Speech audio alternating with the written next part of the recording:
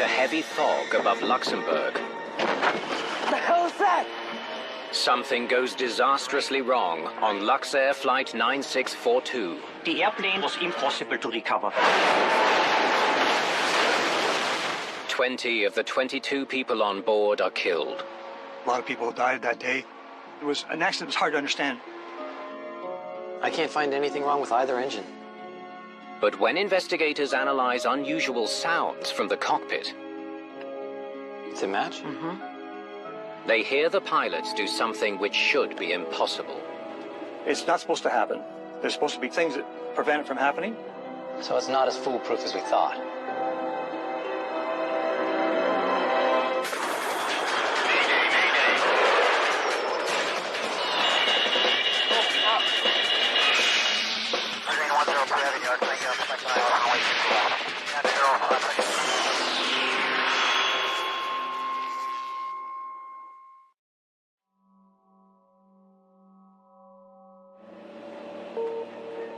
It's just before 10 in the morning at Luxembourg's International Airport.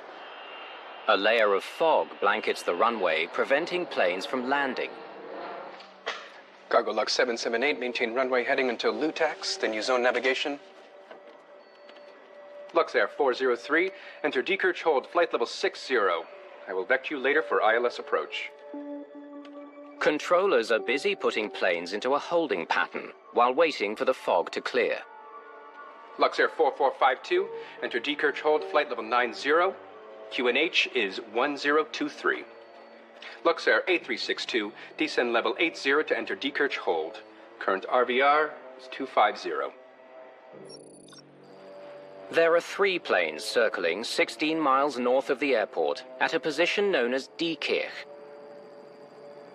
In a situation with low visibility, lots of holding, lots of aircraft having different requirements, the level of stress is fairly high. Focus is really important.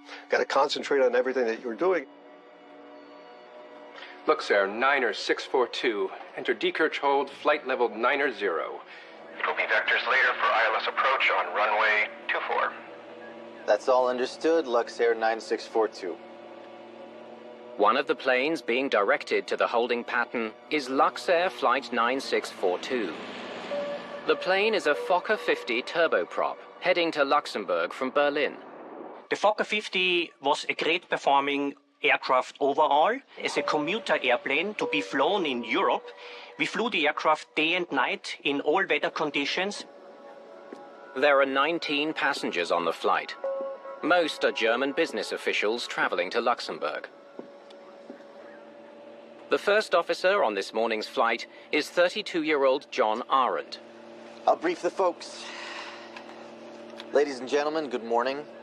Unfortunately, the fog in Luxembourg is so dense that at the moment we cannot land. So we'll have to wait a little bit for an improvement. We will proceed to a holding pattern while we wait for the weather to clear. We'll keep you updated as soon as we have some news. The captain is 26-year-old Claude Perkes. And Luxair 9642 is reducing speed to 160. Roger, 9642. The crew navigates towards the holding area north of the airport. What time can we hold till? How much fuel will we need? 550, 700. No, we'll need 850 when we leave the hold. No, we need fuel to reach till our alternate plus 20 minutes reserve, so we'll still need 600 kilos. Yes, but I want to keep... Luxair 9642, descend to 3,000 feet on 1023, turn left heading 130. Before they reach the holding point, the crew receives instructions to turn towards the airport and begin descent. Is that for us? Yes. Descend to 3,000 feet and say again the heading. 130. Left heading 130, Luxair 9642. What kind of crap is that? The new instruction takes the crew by surprise. If you suddenly get startled that you are now number 1 and turning left and descending for your approach as number 1, This can put you in a situation which would add to your workload. Let's see RVR now. I don't know. Should we check with dispatch? Yes. RVR is runway visual range. It's the minimum visibility on the runway required by a landing aircraft. For the Luxair Fokker, that distance is 300 meters, or 984 feet. If the runway visual range is below 300 meters, you are not allowed to start the approach or to land the aircraft. Dispatch 9642. What's the current RVR? 275. 275 meters. What do we do now? I don't know. If they don't have that visibility, they go around and probably get vectored for another approach. Unless the RVR is too low, then they're going to be vectored to the holding pattern at Dekirch. So, are we holding or is this for an approach? It's for an approach. Luxair 90642. Turn right heading 220, cleared for approach.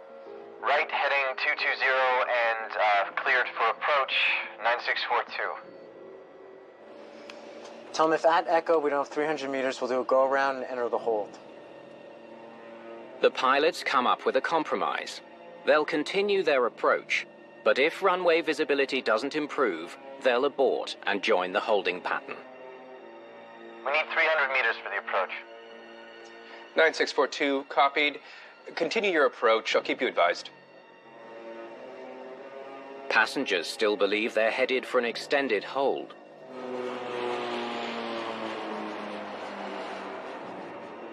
Speeds 95, 105, 109. Landing altitude? 275 meters. Set? The flight is now only 5 miles from the runway, and there's no word that visibility has improved. Captain Pukis makes his decision. Okay, we'll do a go around. Missed approach. Ground idle stop off. Luxair 9642, RVR is 300 meters. But before the crew can execute a go-around, the controller issues a last-minute update to runway conditions. 9642, continuing approach. The visibility now meets the Fokker's minimum requirements. The crew's plans have changed again. Things change rather quickly for a flight crew when they're doing an approach, which requires really precise coordination among the crew members to make sure that everything goes smoothly and that they're stabilized on the approach. 4 miles from the airport, Flight 9642 is at an altitude of 1,500 feet. Flaps? We are flaps 10. 9642, you are clear to land. Wind 180 degrees, 5 knots. Gear down? Yeah. Cleared to land, 9642. The flight is now 2 minutes from landing in Luxembourg.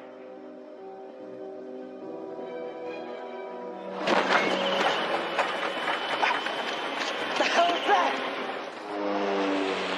Something has gone wrong with the engines.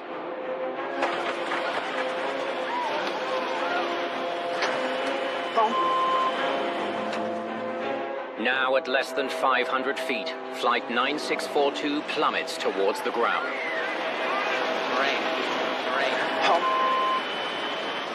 Pull, pull, pull, pull, pull, pull, pull! The airplane suddenly went into a rapid and uncontrollable descent in a very low altitude, which was impossible to recover.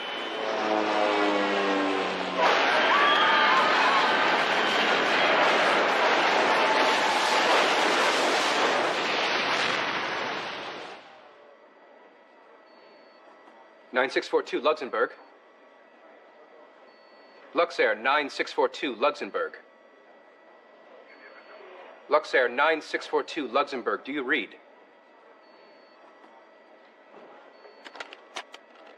We have a possible crash of a Fokker F-50 on final approach to runway 27.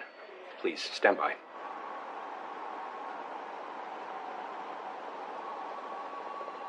The wreckage is located 2 miles east of the airfield. Of the 22 people on board, only 2 survived the crash. including Captain Purkis. This is Luxembourg's deadliest aviation disaster.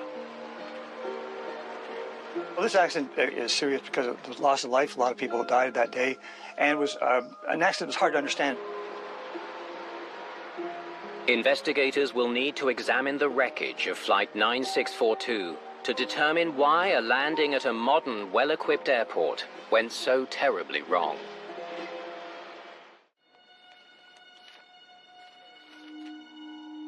The tail hits here, the left wing scrapes some trees, and then the plane skids across the road. The wreckage tells investigators that Flight 9642 hit the ground in a nose-up position. The initial hypothesis would be that, in fact, they were trying to avoid the ground when the aircraft hit the ground. Engine failure, wind shear, mechanical issue? The debris pattern leaves investigators with a few obvious possibilities. Aircrafts don't crash short of runways. Do they have false indications? Were the engines running? So there are lots of things you have to initially think about. As they gather wreckage from the accident site, investigators wonder if the controller can provide any insight into the flight's final minutes. Anything unusual, out of the ordinary? The whole day was out of the ordinary. The controller explains that the weather prevented planes from landing, forcing them into a hole. And that includes Flight 9642. At first, yes. Luxair 90642 entered Dekirch hold, flight level 90. But before they reached the hold, the weather cleared. Luxair 9642, descend to 3,000 feet on 1023, turn left heading 130. He also states that because of its position, Flight 9642 was the first plane directed to the airport when the weather began to clear. They needed 300 meters of visibility to land, which we got at 10:05. So I cleared them to land. Even though they were heading for the holding pattern, the controller saw an opportunity. They were in an ideal position to the final approach fix and also the Luxembourg airport. And then? That's the last we spoke. No emergency call. No, nothing. The controller can't explain why the Fokker ended up hitting the ground 2 miles from the airport. From air traffic control standpoint, there was nothing in the communication between the aircraft and air traffic to indicate that there was any problem whatsoever with the aircraft at all. Only Captain Purkis can answer why the Fokker went down short of the runway, but he's been hospitalized and is in a coma. Investigators will need to piece together the final minutes of the flight without him. With the captain not being available, the objective evidence, the physical evidence, talks to you. They begin by studying the engine components for any signs of failure. They look like they're in pretty good shape. Engines normally hold the aircraft in the air, and they fly towards the runway. So I would suggest something happened to the engines that they didn't make it to the runway in the first place. No fire, no damage to any components. The rotors are fine, fuel lines are intact, intake is clear, pumps and PCUs all check out. I can't find anything wrong with either engine. The state of the engines is puzzling. If both were in good working order, what could have caused the flight to fall from the sky just short of the runway? This is where they're turned for the approach. Investigators use Luxembourg's radar data to recreate Flight 9642's flight path. 7 minutes to impact. They're at 9,000 feet when they're cleared for the approach. Now, he descends even more steeply, and at 7,000 feet per minute. They're only 4 miles away from the runway. 15 seconds later, they hit the ground. Here's the glide slope. Whoa. When investigators compare the plane's descent with the recommended descent, they see that the flight was 300 feet too high throughout the final stages of its approach. That explains why they were in such a hurry to lose altitude. 300 feet above the glide slope, this is a real problem because you now try to descend the aircraft, slow down the aircraft, and configure everything at the same time, which is nearly impossible. Why did the pilots allow their plane to get into such a difficult situation? Not a good idea to be rushing on an approach at all, especially in low RVR. Dangerous, actually.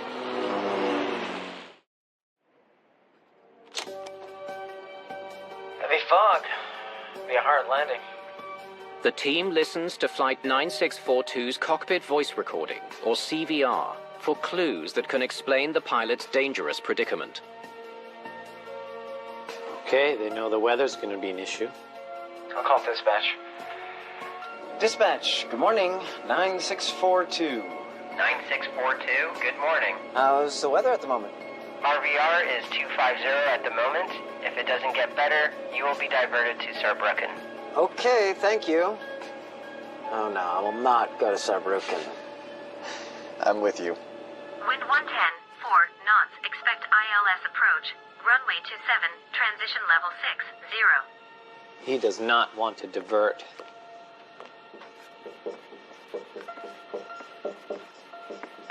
Luxair 90642. Enter Dekirch hold, flight level 90. They're being directed into the holding pattern. That's all understood, Luxair 9642. No, we need fuel to reach till our alternate plus 20 minutes reserve, so we'll still need 600 kilos. Okay, good. They want to make sure there's enough fuel to reach their alternate. Yes, but I want to keep... Luxair 9642, descend to 3,000 feet on 1023, turn left heading 130. And then they're hit with a new plan.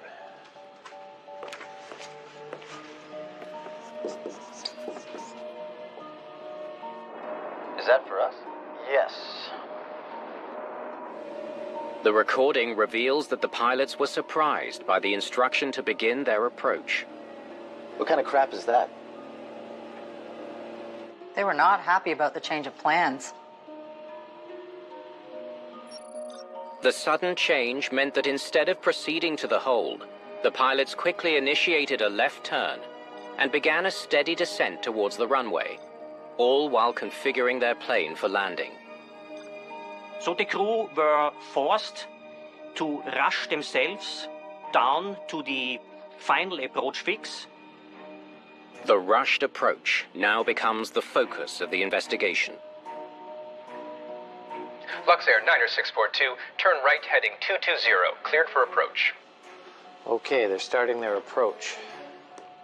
For a low visibility approach, properly briefed and performed, it's very structured, organized, and standardized. So each pilot knows exactly which task they have to do at which time.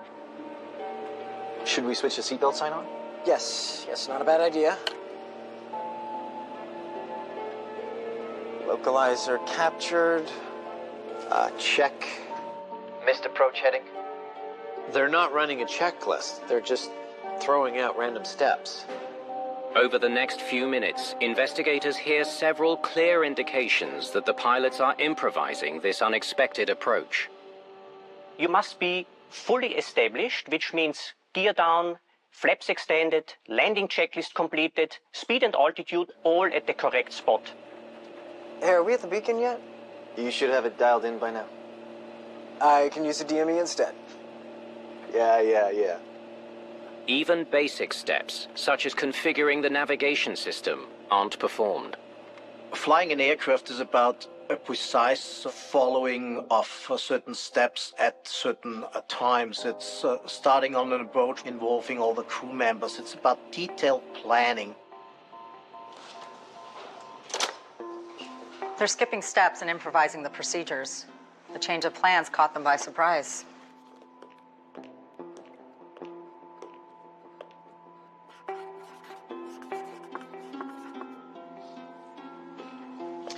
They're racing against the clock. They started to rush themselves in a quite high workload environment, trying to get the airplane down and doing the approach briefing. all at once, which was quite tricky to achieve. Did the rushed approach result in the pilots being too high as they neared the runway? They're getting closer and closer to the airport. And at 3.5 miles out, they should be at 2,500 feet, but they're at 3,000 instead.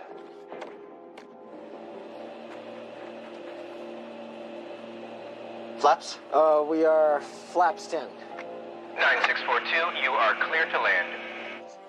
Instead of managing their altitude and speed, they're rushing to get their plane properly configured. Speed and altitude control is actually important for every approach, but especially for a low visibility approach, where you have to be established much earlier than on a normal approach. So why all the confusion? It can't just be the last minute approach. I don't think they thought they'd be able to land. Have a look.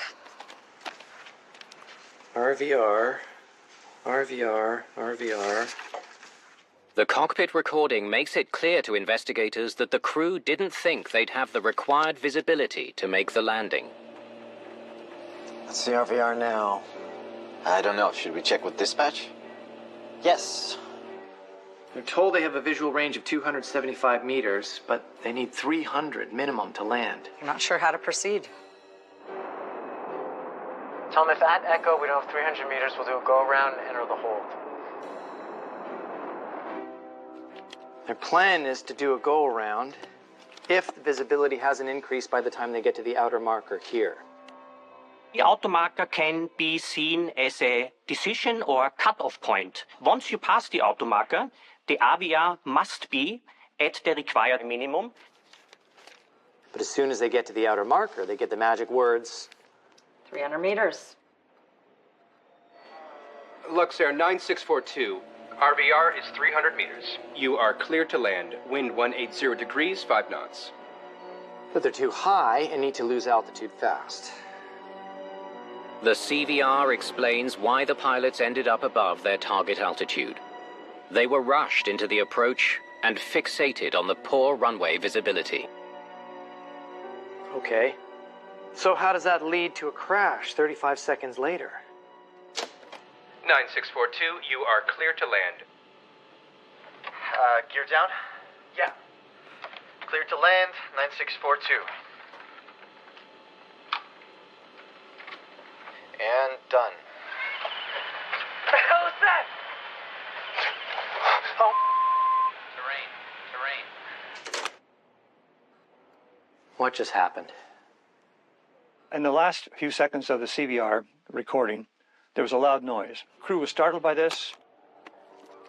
What happened in those last 20 seconds? And what was that noise we heard? What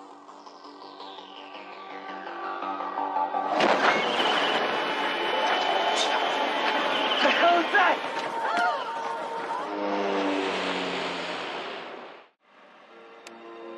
Investigators hope the Flight Data Recorder, or FDR, can solve the mystery of what went wrong in Flight 9642's final seconds. Okay, cruising along at 3,000 feet and 160 knots. Then they start to descend, go flaps 10, and accelerate rapidly towards the ground. Let's see what the engines were doing. What's happening here? Turbine RPMs drop. The torque drops down to 0. Looks like he's gone down below flight idle into ground mode. Ground mode changes the angle of the propellers so they can move the plane forward while it's on the ground. It's never used in the air. But then, turbine RPM spikes, fuel flow and torque increase. All while the altitude starts to plunge. Could they have gone into beta mode? Beta mode is basically reverse thrust. The propellers are positioned to move air forward instead of back. It's used to help stop the plane after it touches down. If you would put the power levers into beta mode in the air, this could lead to loss of control, where recovery might not be possible. Did the pilots of Flight 9642 put their engines into reverse? And if so, why? Can we hear the last 20 seconds of that CVR again? And done. What the hell is that? Smoke.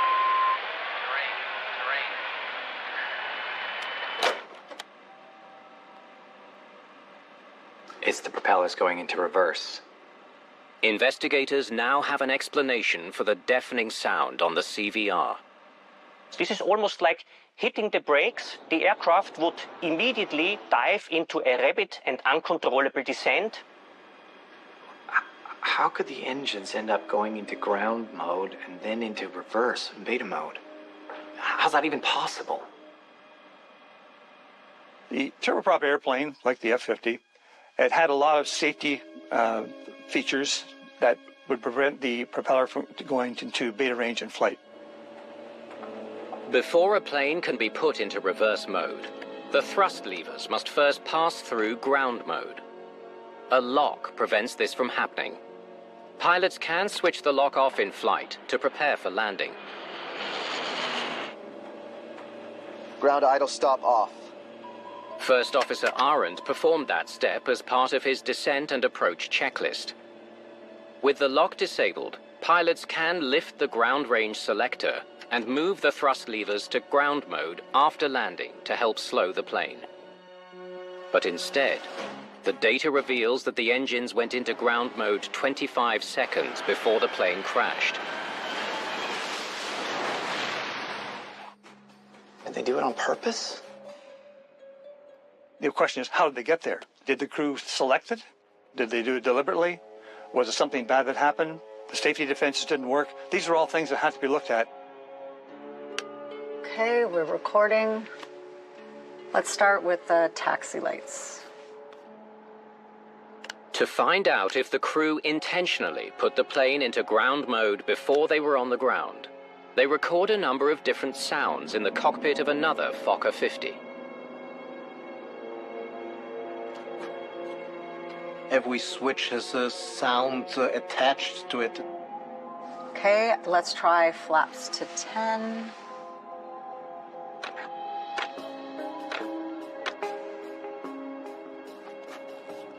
And now the ground range selector.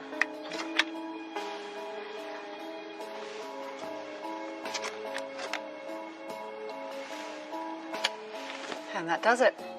And this can be forensically analyzed and filtered out. Do you compare that to what you find from the cockpit voice recorder? These three sounds were picked up on the CVR. Let's start with this. We were able to confirm that this sound is the taxi lights being switched on.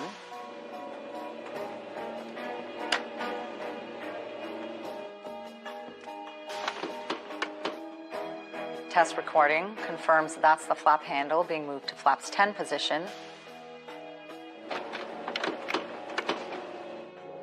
Then there's this. We compared it to the sound recorded on the test plane. It's a match? The audio analysis confirms that Captain Pukes deliberately lifted the ground range selector and moved his throttle to ground mode while the plane was making its approach to the airport. The key element found in the sound spectrum study wasn't the power lever was in fact moved below the flight idle gate. And this was something that meant the pilot had to do it. Okay. So we know he did this on purpose. But why? There is no maneuver or procedure asking the pilots to actually lift the ground range selector in flight and pull the power levers below flight idle. It's a prohibited non-standard procedure and should never be done by the pilots. What could have prompted the pilots to put their engines into ground mode? He's 5 miles away from the airport when he decides to land, but he's 300 feet above the glide slope, and his speed is 165 knots. If he wants to get down to the glide slope, he needs to descend rapidly, but his speed is already quite fast. So instead, he slams on the brakes. Once the power levers are in ground idle, this will produce extra drag on the propellers, reducing the speed and also allowing the aircraft to descend at the same time. Luxair 9642. RVR is 300 meters. Investigators believe that when the crew is told that runway visibility has improved, Captain Puckus moved his engines to ground mode to quickly reduce speed and lose altitude. Not sure that'll do it. 9642, continuing approach. Flaps? They should have made a better decision and go around, reposition and fly proper approach or divert to the alternate and not forcing it in. Okay, we can explain putting the engines into ground mode. But reverse? The hell is that?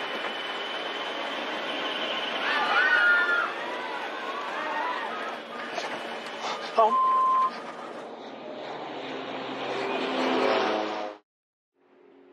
So the lock is only released when the plane is on the ground. Investigators know the pilots of Luxair Flight 9642 put their plane into ground mode before landing. But it doesn't explain why the throttles were moved further back to reverse while they were still hundreds of feet in the air. Should be impossible to do. To get to that range in flight, it's not supposed to happen. There's supposed to be two things that prevent it from happening. An electrical lock prevents the power levers from being moved into reverse in flight. Once the plane is on the ground and the wheels are spinning at least 20 miles an hour, a signal is sent to an electrical switch that releases the flight idle stop and allows the throttles to move to the reverse position. This system is only meant to be used on the ground, and that's why they have a lot of protections to make that only the possibility that's going to happen. Could the lock have somehow failed? The mechanical stop is installed so that the pilots can, under no circumstances, physically move the power levers beyond ground idle. So no reverse thrust possible. Investigators study the components that make up the locking system. The anti-skid system checks out, the wheel speed relays are fine, and there's nothing wrong with the lock switch. Investigators also check the anti-skid sensors which measure wheel speed, the computer that receives those signals, and the switch controlling the lock. Everything seemed to check out normally. It shouldn't unlock unless the wheels are spinning. So what went wrong? Investigators scrutinize the electrical lock system that should have prevented Flight 9642 from going into reverse. Anything in the maintenance record? There's this.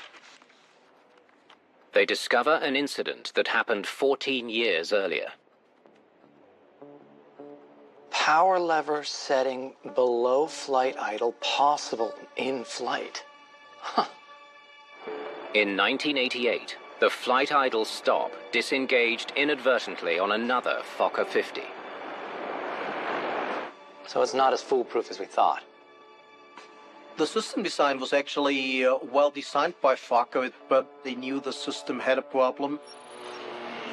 When the landing gear is lowered, an electrical pulse could be sent to activate the plane's anti-skid control unit. That sends out a false indication that the plane is on the ground, just enough to unlock the flight idle stop. This particular pulse in the anti-skid control unit could in fact allow the power levers to go back into the beta range. At the time, Fokker said the chance of an inadvertent unlocking due to the glitch was extremely unlikely. These three conditions must be met for the stop to unlock. Gear down, the left and right gear locks releasing at precisely the same instant, and the power levers below flight idle. A lot of components had to line up in very great precision to make it happen. The perfect storm of bad things happening together. Could they have triggered the glitch?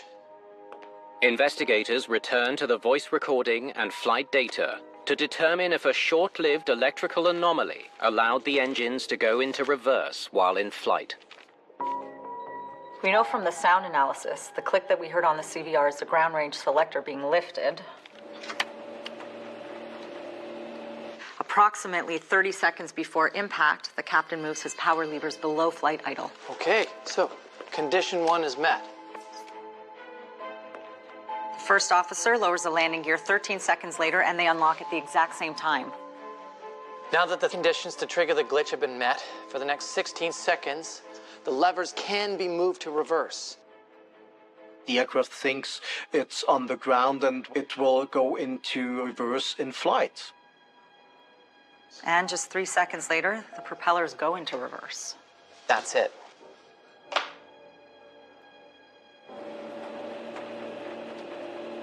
Ground idle stop off. They believe that in an effort to lose altitude quickly, the pilots of Flight 9642 unknowingly triggered the electrical anomaly that allowed them to put their engines into reverse. The sequence of events begins with the captain moving the throttles to ground mode to reduce speed and altitude. Not sure that'll do it. 9642, continuing approach. The maneuver doesn't have the desired effect. The plane is still too high. Flaps? We are flapsed in. The crew extends the flaps to reduce speed even further. Then... gear down? Yeah. As Captain Pukas keeps his throttles pulled as far back as they can go, the first officer lowers the landing gear, unaware it will trigger the conditions to unlock reverse. What the hell is that? There will be a loud bang. Overall, everybody will hear that in the cockpit and in the cabin. There will be an immense increase in drag, so you will literally feel your body shifting and shaking.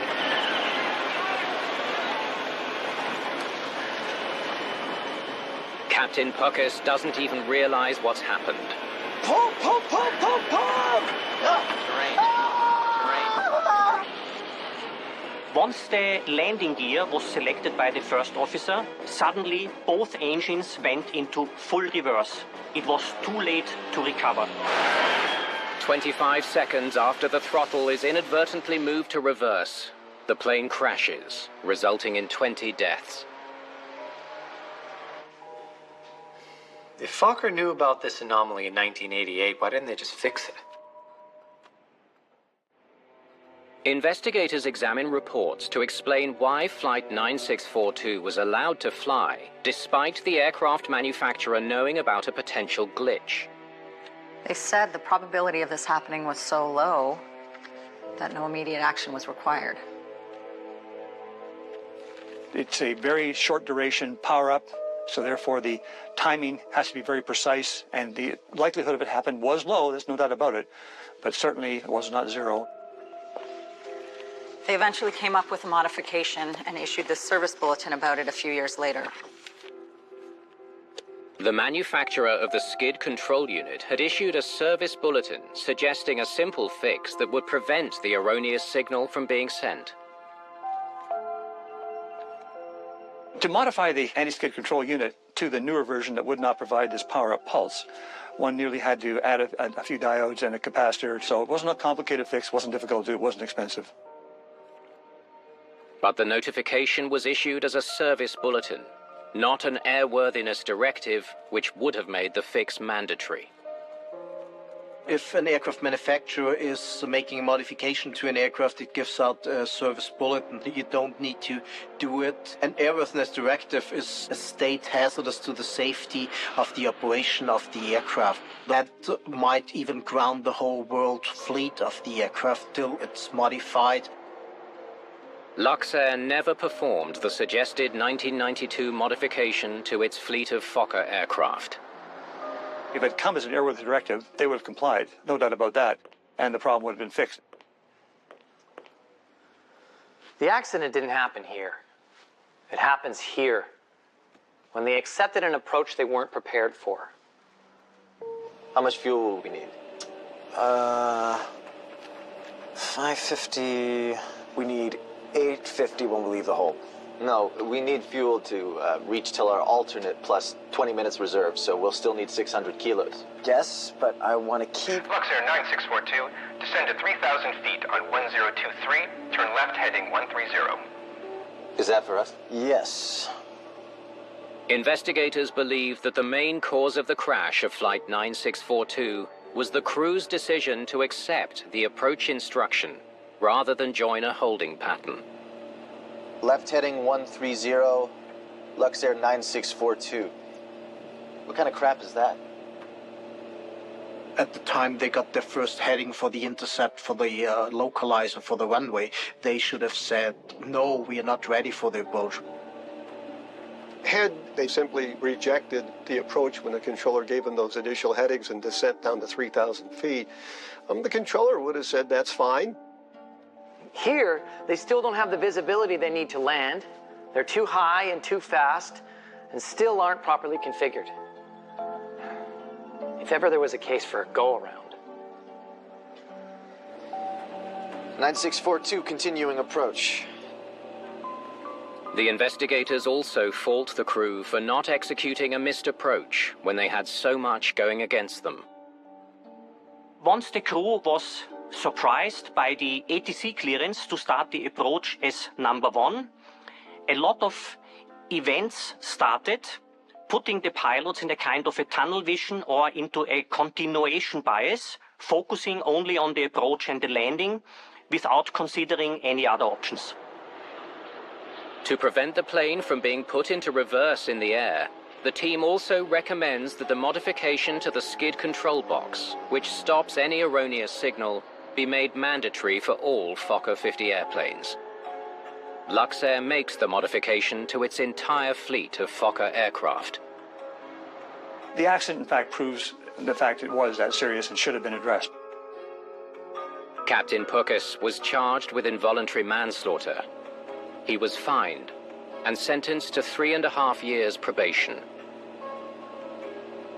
The lessons we have learned from this tragic Luxair accident is always stick to standard operating procedures, stick to the aircraft's limitations, be aware of operational bulletins.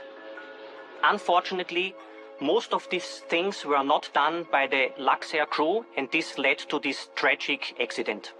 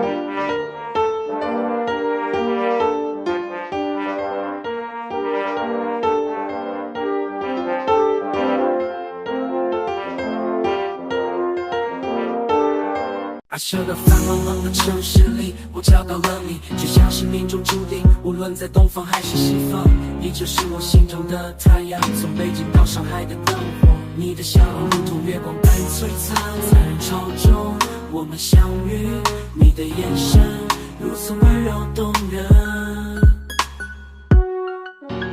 这是一首关于爱的歌，在这个喧嚣的世界里，只有你，你是我心中的唯一，这是我给你的中国情歌。从长城到西湖的美景，都不及你眉眼间的灿烂。在这个纷繁的世界里，你是我安静的港湾，无论论是在雨中还是晴天，我都愿意陪伴你左右。在这段旅程中，你是我的归宿，我愿与你携手漫步天涯。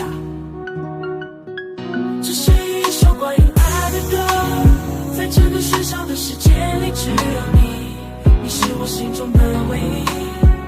这是我给你的中国情歌，从长城到西湖的美景，都不及你眉眼间的灿烂。